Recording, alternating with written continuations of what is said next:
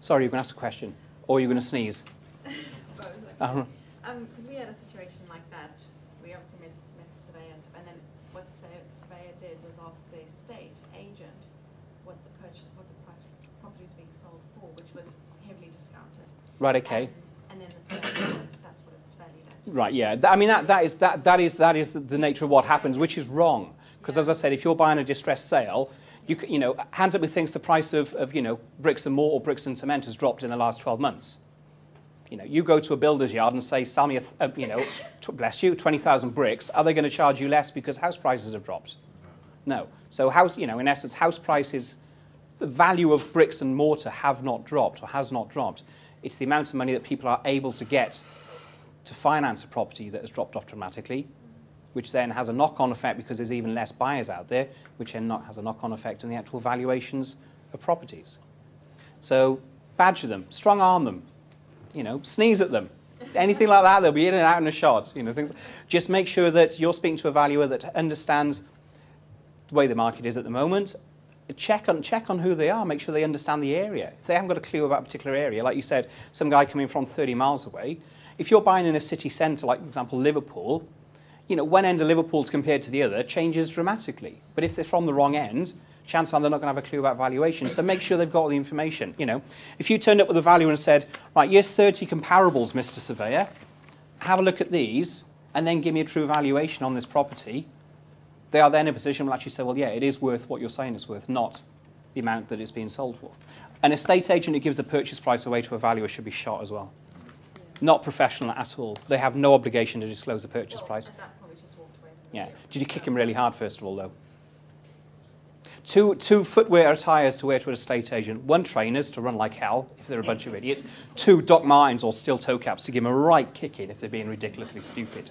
So don't write that down, though. What's that? The estate agent that gives away the price to who? The valuer. They should never. If you're getting a discount, they are not obliged to disclose that purchase price. And the estate agent should understand the fact that if you're a buy-to-let investor, that you're looking to structure the finance to get it as cheaply as possible with as minimal deposit as possible. So if they go in there and say, yeah, Mr. Jones is buying it for 60,000, but we want a value of 90,000, the valuer suddenly gets very nervous and starts undervaluing and says, oh, well, I'll value it at 60,000. But that isn't the value. As I said, bricks and mortar haven't dropped in price. All that's dropped is the amount that you're actually getting to buy that property for.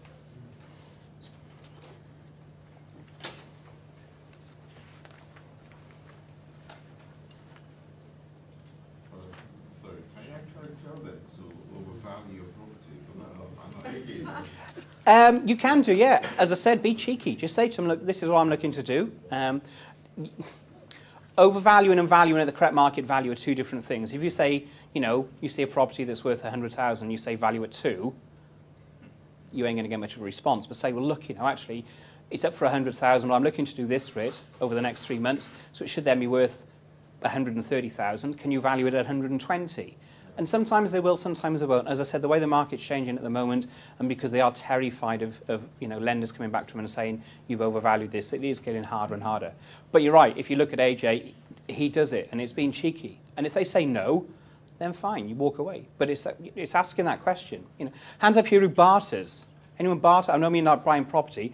Who goes on holiday? Who's been to Tunisia, Egypt, Cyprus, place like that, and bartered? Who feels comfortable going into a market, a souk, and bartering? Exactly. It's exactly the same thing. Either you want to do it or you don't. Because it says, Jones and Edwards estate agents, 25 Heathrow High Street, doesn't mean they're not going to barter with you. Just ask. Simplest thing. I do it in all sorts of places. I have no shame, though. So, not everyone's like me, thank God. It's embarrassing in restaurants. Is it? I don't think it is, to be honest with you. I took my daughter's 10. I took her to Pizza Hut a few months ago. The food took ages to be delivered. Not happy. The food, when it turned up, wasn't as it said on the tin. You see these adverts, and it's like a big pasta bowl and all that. What was it Ella's like? It was like that, So I called the manager over. He wasn't happy because he was about 12 and probably doing his homework or something. And I said to him, do you think it's acceptable to make a customer wait that amount of time? Oh, well, we're being busy in the kitchen. Right, okay. So the kitchen is where you do the food preparation for your clients, customers downstairs. Yeah, okay, all right. So you're short staffed then, are you? Yeah, it's really bad. We were loads of people on the sick. All right, okay. So that's my fault then, is it? No. So I just kept on then because he was, as I said, he was about 12. He was clueless. I said, would you ever put a sign in the window saying it's going to take you an extra 20 minutes to serve you because we're short of staff? No. Right, okay. Would you tell me when I walk in it's going to take me an extra 20 minutes to serve me because you're short of staff? No. Right, okay. But you're quite happy for me to sit here and wait an extra 20 minutes because you, Mr. Manager, are short of staff. Well, sorry, sir, yeah. What I'll do, I was thinking, yeah, I love them words. What I'll do, okay, he said, you can have your meal for free. I was like, right, and, you know, you're doing me what favour there? The fact that I waited for a meal for ages anyway. My daughters came on time because it's like, you know, cheap and cheerful kids' food, chuck it on a plate, 30 seconds in the microwave, ding, and it's downstairs.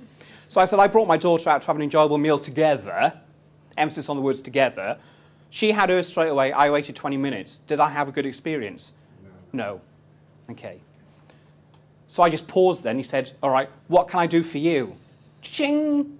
That's the words I was waiting for. I said, what I'd like to have is both our meals for free, because as far as I'm concerned, your service has been abysmal. Yeah, not a problem yet, totally free. So will I barter in a restaurant? Yeah. If I think the service is shocking, then yes. Because hands up who thinks you're justified in paying. If you went out, husband, wife, boyfriend, girlfriend, mum, dad, whatever, you go out for a meal, your meal is served first, and then 20 minutes later your partner's meal turns up. Is that a good experience? No. Exactly. Would you barter on it and say, I'm not happy with that, give me a discount, give it to me for free? You know. So use the same philosophy in life. Go into an estate agent, say to them, this is my budget, what have you got? What can you get for me? And just do it that way. And if they say no and laugh at you, they're tough luck because they'll lose a business. Because there are a lot of other estate agents out there screaming out. They'll still do teas and coffees for you and things like that when you walk in, and they will treat you like royalty. So always ask the question.